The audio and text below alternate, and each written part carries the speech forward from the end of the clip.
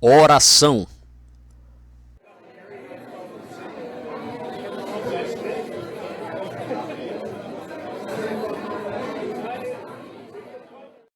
Ora, naqueles dias, crescendo o número dos discípulos, houve uma murmuração dos gregos contra os hebreus, porque as suas viúvas eram desprezadas no ministério cotidiano. E os 12, convocando a multidão dos discípulos, disseram: Não é razoável que nós deixemos a palavra de Deus e sirvamos as mesas.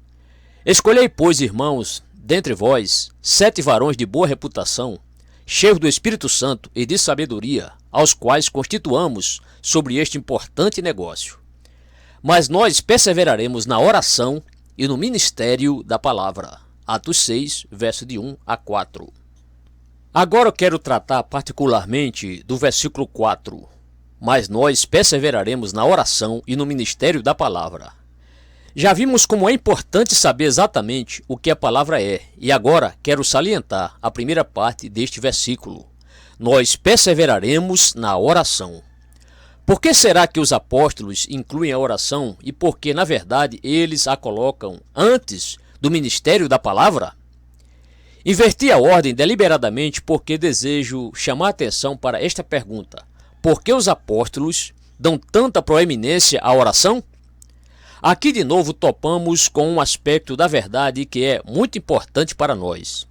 Ao examinarmos isso, seremos ademais levados a lembrar-nos do caráter da mensagem e, ao mesmo tempo, de algo igualmente importante, a saber, como a mensagem deve ser pregada e como deve ser apresentada. Bem, a mensagem sempre deve ser certa, correta. Se a mensagem não for verdadeira, fiel, nenhuma outra coisa terá qualquer valor. Devemos ser ortodoxos, devemos saber em que consiste o Evangelho. Uma igreja que não tem esse conhecimento é uma falsa representação, não é uma igreja. Mas, conquanto a ortodoxia seja absolutamente essencial, como é, a ortodoxia apenas não é suficiente. Nem mesmo a ortodoxia pode realizar a obra, se for deixada no isolamento. Nós perseveraremos na oração e no ministério da palavra. Este evangelho não pode ser pregado apropriada e verdadeiramente a não ser na atmosfera da oração. E eu repito que é urgentemente importante que entendamos isto. No presente, isso é tão mal compreendido, provavelmente como qualquer outro aspecto da obra da igreja e da pregação do evangelho. Já faz algum tempo que ouvimos falar muito do chamado problema de comunicação. Muitos dizem, esta é a mensagem de que o mundo necessita, porém o problema é como pregá-la. Como vocês podem fazer com que as pessoas a ouçam e a aceitem? O problema é de comunicação. Um novo título, mas um velho problema, não é? Este sempre foi um problema, através de toda a história da igreja cristã.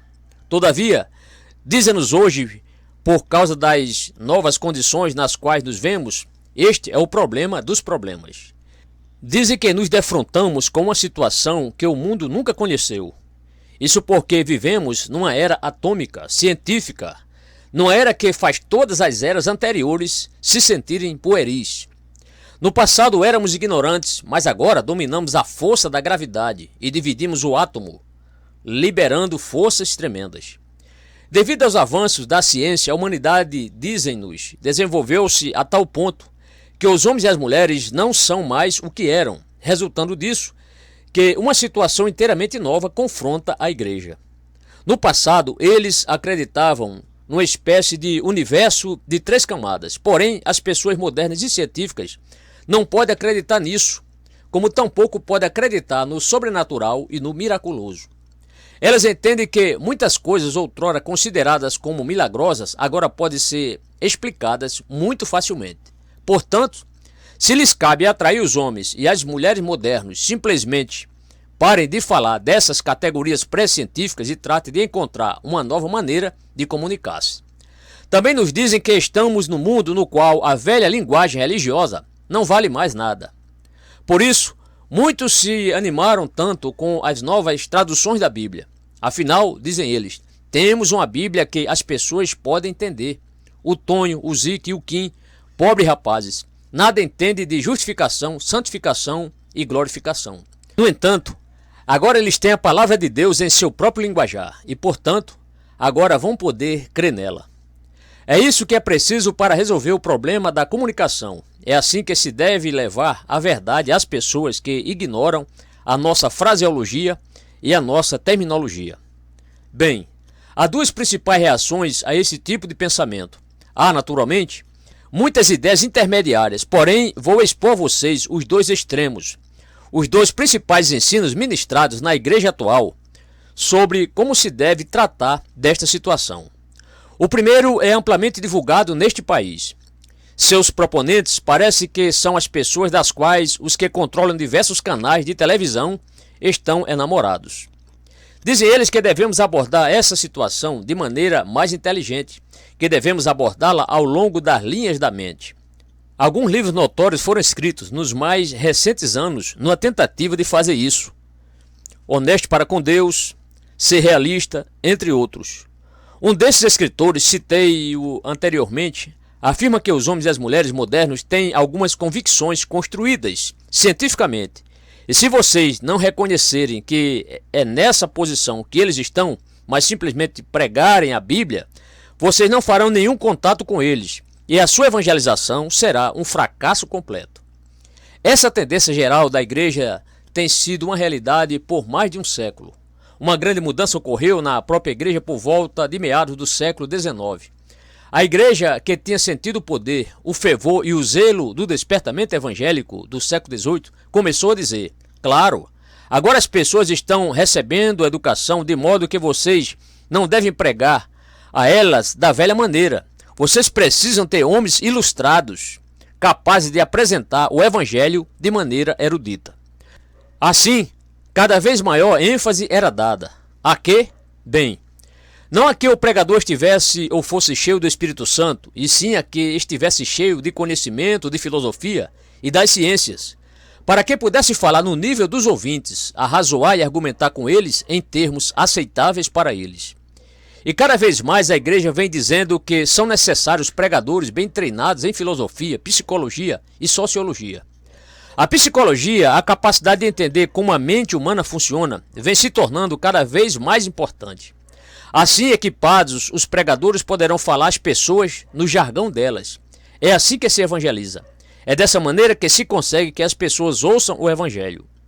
Alguns que sustentam essa ideia vão longe ao ponto de dizerem que temos necessidade de uma nova mensagem, que obviamente a Bíblia é antiquada, tendo sido escrita com o jargão e com a terminologia da sua época, na era pré-científica, e que, portanto, é preciso modificá-la, se é que há de haver alguma esperança de que as pessoas modernas ao menos a ouçam, que dirá que creiam, quer não.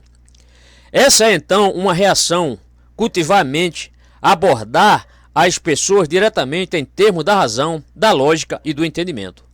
Mas lado a lado dessa ênfase intelectual existe a abordagem que diz: não se interessem pela mente, isso não importa, o que vale é o coração. Ou alguns dizem, à vontade. Portanto, dei ênfase ao coração ou à mente, contando assim as pessoas como elas são. Permitam-lhe apresentar-lhes um perfeito exemplo desta segunda abordagem. Pode ser extrema, mas abrange todos que pensam e argumentam desta maneira. Trata-se de um artigo de jornal sobre um programa de televisão apresentado pela primeira vez na semana passada. Eis o que eu li. Retratos falados de Deus e do diabo deverão ser mostrados no novo tipo de programa religioso, Céus Acima, em toda a rede independente de televisão, aos domingos às 18h35. Os retratos foram desenhados com outros do céu e do inferno por Peter Cooker, baseados em descrições que rapazes e moças fazem de como, em sua infância, imaginavam Deus e o diabo. Uma jovem descreveu Deus como uma mistura do Papai Noel e minha mãe, um tipo de personagem amigável e jovial, dotados de volumosas mãos. O programa, produzido pela televisão da Zona Sul e apresentado pelo comediante Kenneth Horner, é descrito como uma abordagem de quase revolucionária abandono da, notem, televisão religiosa. Isso é, teledifusão religiosa. Ontem o diretor disse: realmente estamos apresentando um show religioso de variedade de 25 minutos, com comédia e transmissões musicais inovadoras. Bem, sejamos justos, essas pessoas são perfeitamente sinceras.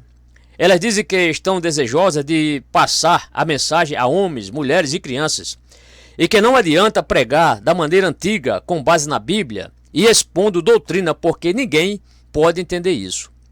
Você tem que descer ao nível deles, tem que lhes dar algo que eles conhecem e entendem, e que podem apreciar. Você tem que introduzir o elemento entretenimento. Os termos empregados são muito interessantes. Realmente estamos apresentando um show religioso de variedades de 25 minutos, com comédia e com transmissões musicais inovadoras. Um quadro após outro e mais outro, entretenimento religioso. Essa é a segunda abordagem. Estou ansioso para tratar do princípio subjacente. Pode ser que esta segunda abordagem nem sempre seja expressa de forma tão gritante, porém sempre usa o mesmo raciocínio, o mesmo argumento, que você deve tratar as pessoas como elas são. Deve descer ao nível delas a fim de interessá-las, atraí-las e até seduzi-las. Permita-me repetir, não me interessa a honestidade das pessoas que usam esta abordagem. Admito sua plena honestidade e sinceridade, mas o que devo fazer aqui é mostrar-lhes que fazer isso é afastar-se completamente do método dos apóstolos. E enquanto não voltarmos ao método e padrão apostólico, literalmente, não há esperança. Naturalmente, vocês podem obter resultados com seus outros métodos, mas a questão é, seriam eles obra do Espírito Santo? Observe os apóstolos, como tratam eles do problema de comunicação? Esta foi a sua resposta. Nós perseveraremos na oração e no ministério da palavra. Não um show de variedades, não entretenimento, nada de adular o povo, nada de corromper e reduzir a mensagem, e sim oração. Eis, pois, a questão. Por que os apóstolos salientam a imensa importância da oração? Porque eles oravam perseverantemente? Bem, as respostas estão aqui, diante de nós, e já passamos por elas nos primeiros capítulos. Examinemos novamente estes grandes princípios. Toda vez que houve um avivamento da religião, os homens voltaram a este método e a este padrão apostólico. E haveria coisa mais urgentemente necessária hoje? Este é o método de Deus e não há outro. Os apóstolos davam ênfase à oração primeiramente por causa da sua compreensão da sua impotência espiritual e da sua absoluta necessidade do poder de Deus. O Sinédrio, vocês se lembram, descreveu acuradamente estes homens como sem letras e indultos. Eles o eram. Eles não tinham conhecimento, não tinham entendimento, não tinham nenhum poder inato. E mesmo que o tivessem, e que tivessem usado o seu poder ao máximo, teriam sido completamente inúteis. E eles sabiam disso. Sabiam que só havia uma esperança, a esperança de que seriam cheios do poder de Deus. Por isso, perseveravam na oração. Foram estes os homens, lembrem-se, que no dia de Pentecoste tinham sido batizados pelo Espírito Santo, tinham sido cheios do Espírito até transbordarem. Depois tiveram uma experiência similar, sendo cheios do Espírito quando estavam orando juntos no cenáculo e o edifício se movera. Atos 4:31. E é interessante que estes homens que tinham sido extraordinariamente cheios do Espírito, não obstante, achavam que a oração é um imperativo absoluto, uma necessidade total. Já vimos que em todas as situações de crise, os apóstolos se entregavam à oração. Por certo, você se lembra de que, em sua primeira detenção, Pedro e João tinham sido postos em liberdade, mas foram advertidos clara e francamente de que não continuassem pregando e ensinando no nome deste Jesus. Os apóstolos sabiam que as suas vidas estariam em perigo se continuasse fazendo isso. Que fizeram então? É-nos dito, e soltos eles foram para os seus e contaram tudo o que lhes disseram os principais dos sacerdotes e os anciãos. Atos 4:23. E quando os outros ouviram a narrativa feita pelos apóstolos, que fizeram? Promoveram uma conferência? Teriam dito, parece que estamos fracassando, não estamos tendo muito sucesso, temos sido muito duros e muito diretos, vamos começar de novo a modificar. os nossos métodos, andemos mais devagar e tentemos um pouco de diplomacia? Absurdo! E ouvindo eles isto, unanimemente levantaram a voz a Deus e disseram, versículo 24, eles oraram. A primeira coisa que eles sempre faziam era orar. De fato, já no capítulo 2, nos fora dito que eles perseveravam na doutrina, ensino dos apóstolos, na comunhão, no partir do pão e nas orações. Atos 2, 42. Pessoas cheias do Espírito Santo acham que a oração é absolutamente essencial. Mas por que isso? Porque você não recebe o Espírito todo de uma vez e nunca mais. Não. Você precisa manter-se constantemente em contato, precisa estar constantemente numa atitude e condição de oração. Precisa receber novos suprimentos. E estes homens sabiam disso. Eles viram o problema que os confrontava e se reconheciam ineptos. Eles se deram conta de que precisavam de mais conhecimento e entendimento do Evangelho e da verdade de que tinham sido incumbidos. Por isso diziam, ó Deus, ensina-nos e dá-nos entendimento. Ilumina os olhos do nosso entendimento, abre-os. Dá-nos o Espírito. Dá-nos a unção, esta bendita graça e unção que tornará a palavra simples e clara para nós. Senhor, dá-nos esta bênção. E assim os apóstolos oravam. Necessitavam de entendimento e o pediam. E necessitavam de poder para pregar. Não eram oradores treinados, não eram retóricos, como os filósofos gregos, porém eram homens simples, pescadores, artesãos e outros. Não me entendam mal. Não estou condenando o ensino, nem o conhecimento, nem a cultura. O que estou condenando é confiar nisso, por sua fé nisso, ou em quaisquer outros expedientes humanos. Os apóstolos não faziam isso. Sua fé era no Deus vivo e por isso oravam. Precisavam de poder para pregar e precisavam de autoridade. Não tenho necessidade de me demorar nisto. Permitam que os leve ao grande e perfeito exemplo de dependência exclusiva de Deus. Observe aquele homem extraordinário, o apóstolo Paulo. Ali estava um homem habilidoso, um homem de conhecimento e de cultura. Ali estava um dos grandes gênios de todos os séculos. Mas note o que ele disse de si mesmo acerca de quando foi pregar em Corinto. E eu estive convosco em fraqueza e em temor e em grande tremor. 1 Coríntios 2, verso 3. O quê? O apóstolo Paulo? Sim. Ele não se jactava ao subir ao púlpito ou a uma tribuna com suprema confiança própria. Fraqueza, temor, grande tremor. Como vocês explicam esse sentimento de fraqueza de Paulo? Não há dificuldade nenhuma quanto à explicação. Este colosso, este gênio extraordinário, tinha consciência da terrível responsabilidade que pesava sobre ele. Por isso temia, por isso tremia.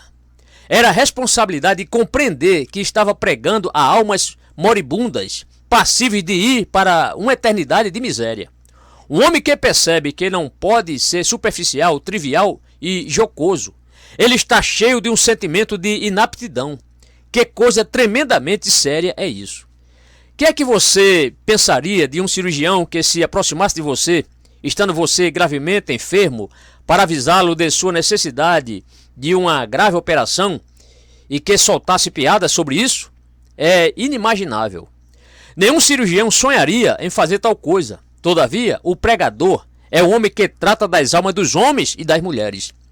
Não é questão de melhoria temporária ou da vida por apenas mais uns poucos anos, e sim do destino eterno. O pregador está na posição intermediária entre este juízo e as pessoas.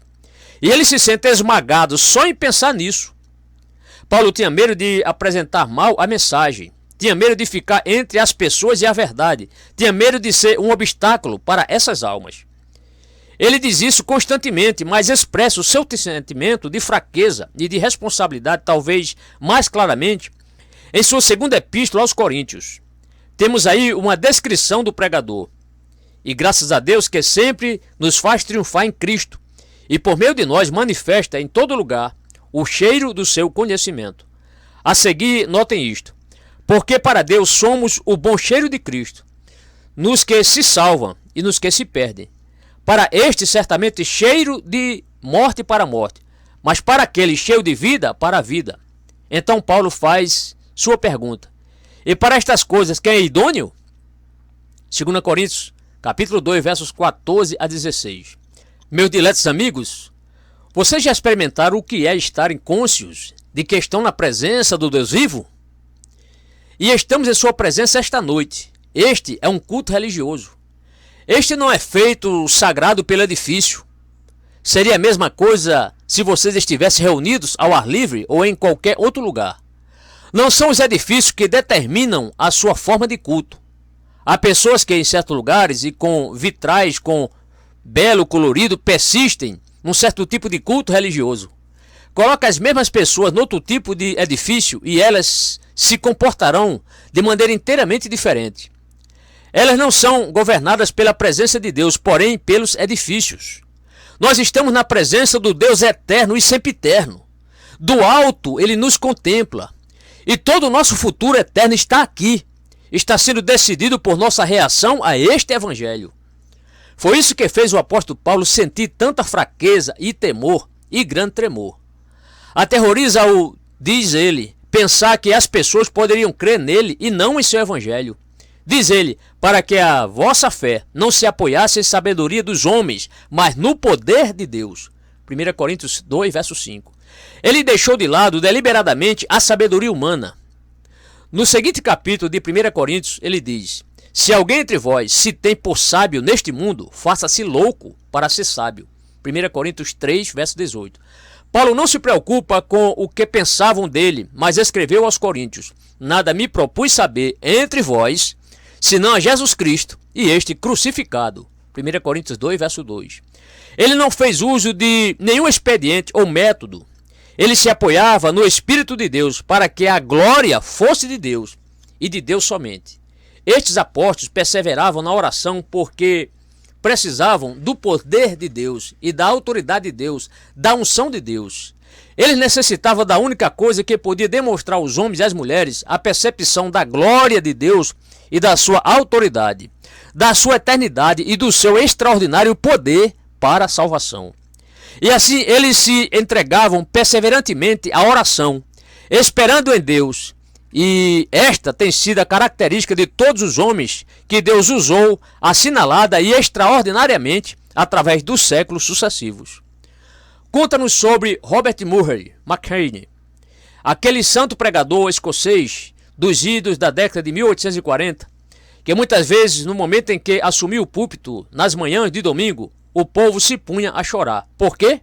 Porque ele vinha da presença de Deus e havia algo de resplendor de Deus em seu rosto, em todo o seu procedimento, em tudo nele. Oh, a seriedade, a solenidade, a majestade disso tudo. Um emissário de Deus, um embaixador de Cristo, em demonstração do Espírito e de poder. 1 Coríntios 2, verso 4. Isso só se obtém em oração, e oração perseverante. Em segundo lugar, os apóstolos se dedicavam à oração porque compreendiam o estado de toda a humanidade por natureza. Noutras palavras, eles tinham um verdadeiro entendimento da tarefa de evangelização, ou se vocês preferirem o jargão moderno, o problema da comunicação. Aí está o evangelho, aí está a humanidade. Qual é o problema? É o século XX? Não, não.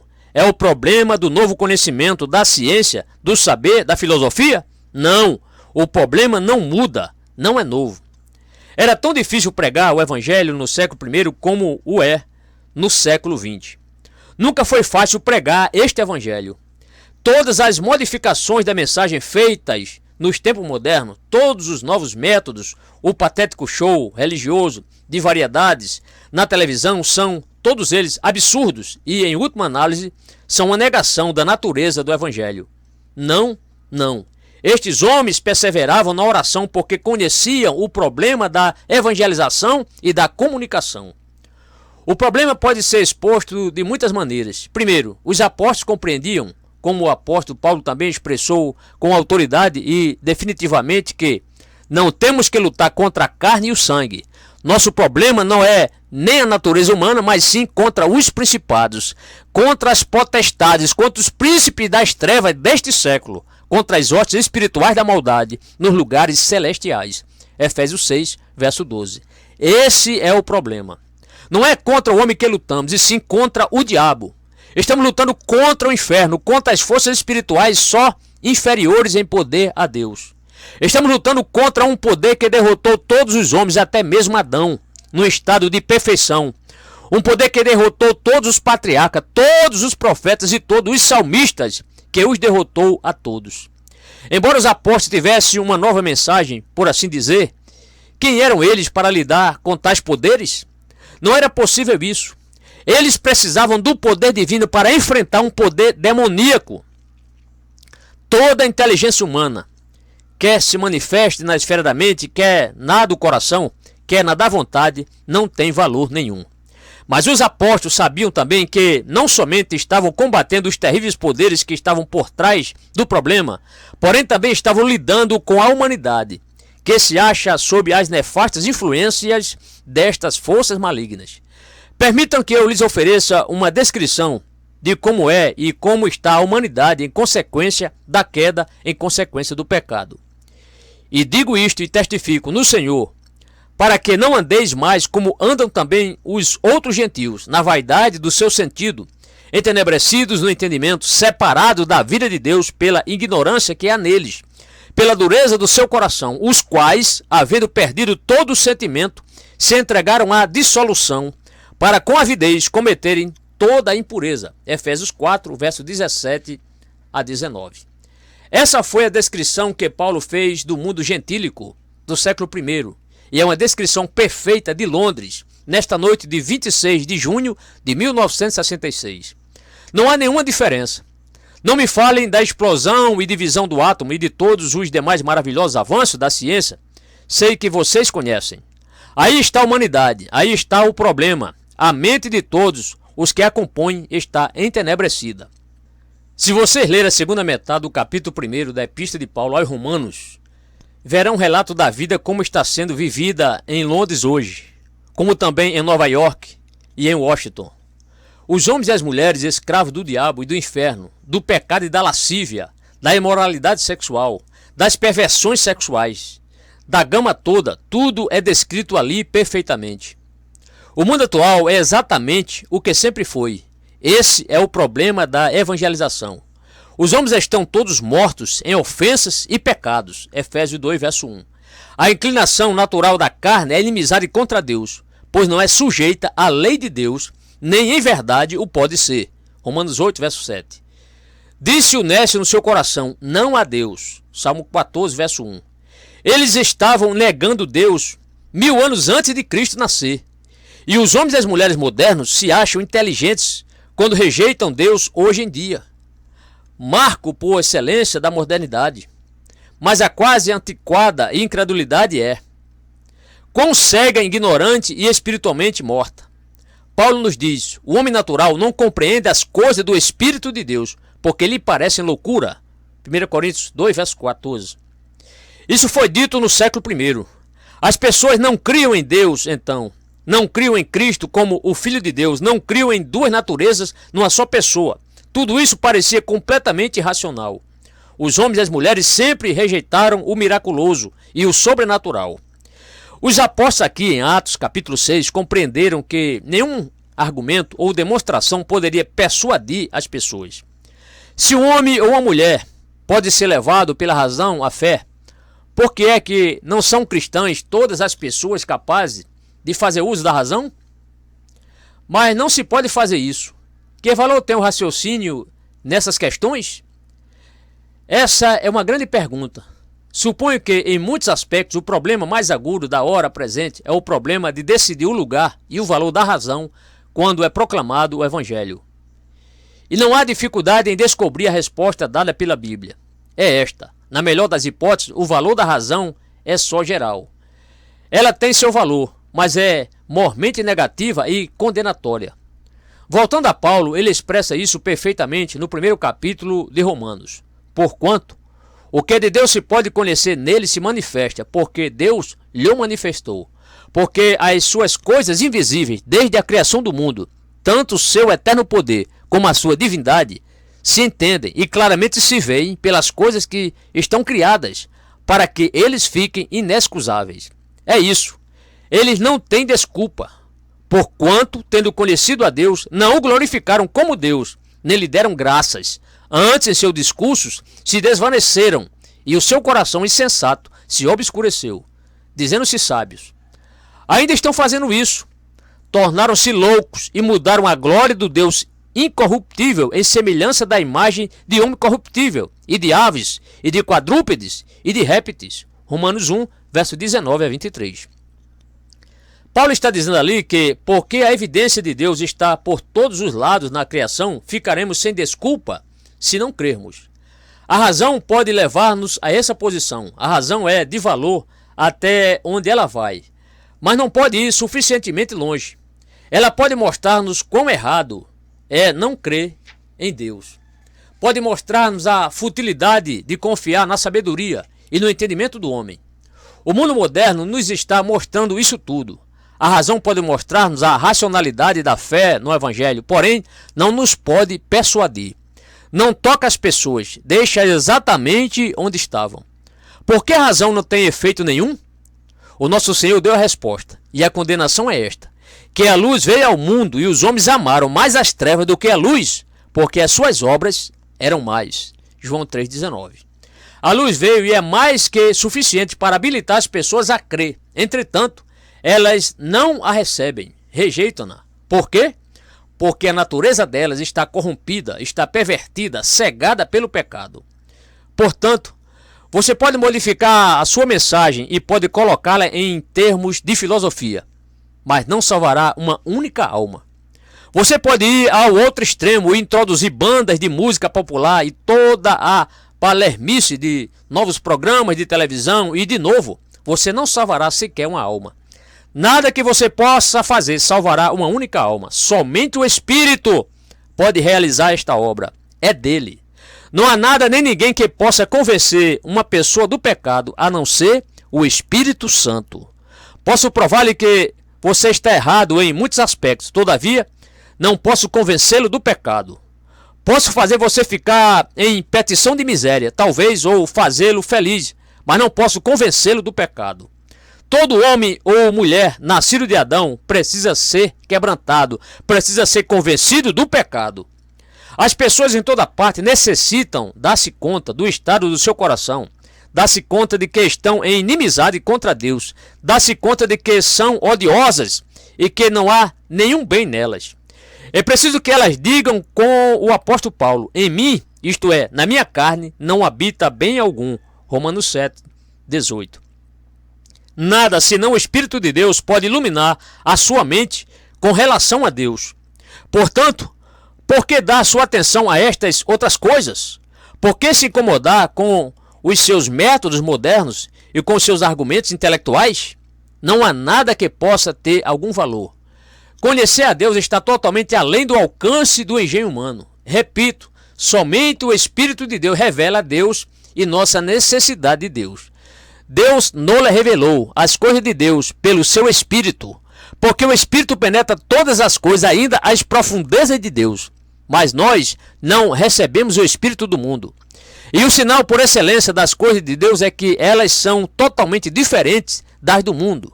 Mas o Espírito que provém de Deus, para que pudéssemos conhecer o que nos é dado gratuitamente por Deus. 1 Coríntios 2, versos 10 a 12. E somente Deus pode dar fé. Portanto, devemos orar a Ele e, como os apóstolos, devemos perseverar na oração, como também no ministério da palavra. Isso me leva à terceira razão pela qual os apóstolos oravam. Não só compreendiam a sua fraqueza e incompetência, não só tinham percepção do estado dos homens e das mulheres por natureza, mas também entendiam a natureza desta grande salvação que nos é dada pelo Senhor Jesus Cristo. Pois bem, aqui está o cerne e o centro desta questão. A salvação não é meramente ajuda, não é meramente assistência, não é meramente consolação, não é meramente felicidade e alegria. Que é então? Que nos deu o nosso Senhor? Do que realmente necessitamos? E há somente uma resposta: regeneração, nada menos. Regeneração, aqui está a pura verdade estabelecida pelo nosso bendito Senhor em sua famosa entrevista com Nicodemos. Na verdade, te digo, que aquele que não nascer de novo não pode ver o reino de Deus. Na verdade, te digo que aquele que não nascer da água e do Espírito não pode entrar no reino de Deus. João 3, versos 3 a 5. Ninguém pode ter coisa alguma a ver com o reino se não nascer de novo. Essa é a real essência da mensagem cristã. E é isso que a diferencia de todas as seitas e de todas as religiões. Não é de ajuda, não é de auxílio que necessitamos, é nascer de novo, é nascer do Espírito, é nascer de cima. A necessidade de nascer de novo também é repetida constantemente no Novo Testamento. O apóstolo Paulo diz aos Efésios: e vos vivificou, estando vós mortos em ofensas e pecados, mas Deus, que é riquíssimo em misericórdia, pelo seu muito amor com que nos amou, estando nós ainda mortos em nossas ofensas, nos vivificou juntamente com Cristo, pela graça sois salvos, e nos ressuscitou juntamente com ele. Efésios 2, versos 1, 4 a 6. Ou voltemos às palavras do nosso Senhor a Nicodemos: o que é nascido da carne é carne, o que é nascido do Espírito é Espírito. Não te maravilhes de ter dito: necessário vos é nascer de novo. O vento assopra onde quer, e ouves a sua voz, mas não sabes de onde vem, nem para onde vai. Assim é todo aquele que é nascido do Espírito. João 3, versos 6 a 8. Não te maravilhes. É um milagre, é um mistério. Os seres humanos não podem dar nova vida. Esta vem do Espírito de Deus. Se alguém está em Cristo, diz Paulo, nova criatura é, uma nova criação. 2 Coríntios 5,17. O cristão não é meramente alguém que tomou uma decisão. Não, não. Deus agiu. Porque Deus, que disse que das trevas resplandecesse a luz, referência à criação no princípio, é quem resplandeceu em nossos corações para a iluminação do conhecimento da glória de Deus, na face de Jesus Cristo. 2 Coríntios 4, verso 6. Na regeneração, o Deus que nos criou, nos cria de novo, nos recria, formando-nos desde as maiores profundezas, dando-nos uma nova vida, uma nova natureza, uma nova disposição. Não apenas nos melhorando, não fazendo isto ou aquilo, mas fazendo o que só Deus pode fazer, plantando em nós uma semente da natureza divina, colocando dentro do nosso ser um princípio e uma disposição da vida de Deus. E essa é a necessidade da humanidade. E se essa é a necessidade, e sempre foi, desde a queda, ela não muda porque agora estamos no século XX. É por isso que os seus métodos modernos e os seus novos evangelhos nada valem. Por isso, estes apóstolos, compreendendo estas coisas, disseram: nós perseveraremos na oração e no ministério da palavra. A suprema necessidade do pregador é a de ser cheio do Espírito de Deus. E ele obtém isso esperando em Deus, passando o tempo em oração, abrindo sua mente e seu coração, e todo o seu ser, e rogando a Deus que o encha dele, que o energize, que põe dentro dele a energia dinâmica que unicamente pode salvar almas, que unicamente pode levar os homens e as mulheres ao novo nascimento. Na verdade, então, a mensagem do Evangelho volta a isso.